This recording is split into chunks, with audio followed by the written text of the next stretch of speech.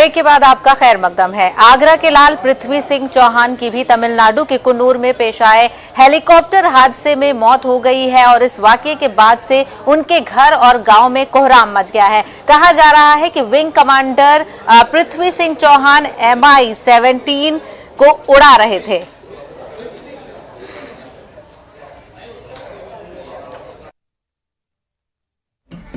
उसके साथ बहुत बुरा हादसा हुआ है। ये कहाँ से ढूंढ के लाएंगे अपने भाई को? परिवार को कौन था भाई बहन था?